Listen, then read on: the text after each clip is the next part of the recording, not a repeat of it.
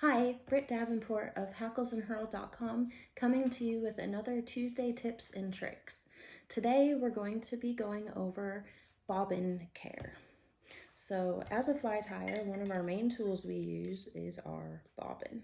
Standard bobbin, Norvise auto bobbin. We all use one. There's so many different types, but we do need to take care of these. So one of the big things, especially when you use wax thread, is that oftentimes the thread as it goes through the tube will build up wax in that tube. So today I'm going to show you how to go about cleaning that. So you can go to your local Walgreens or Walmart, wherever, and get these Oral-B Super Floss. And they're just these weird little contraptions. You get a whole bunch of them for not a whole lot of money.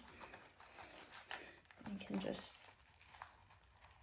pull it out of the package, maybe. Pull it out of the package.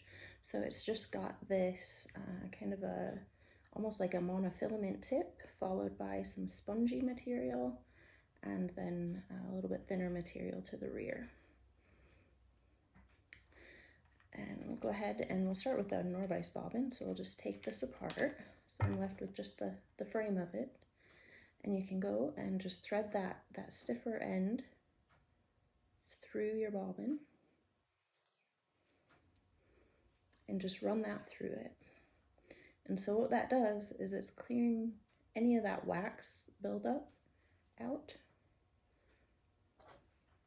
If it's really bad, you can also soak it in some water, some warm water, to help soften that up before doing this.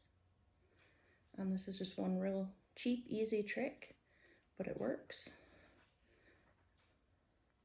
And after a few stripes through, you've got a nice clean bobbin. It works just the same on just a standard bobbin. So just, again, grab that stiffer end and just feed it up through and just run it through.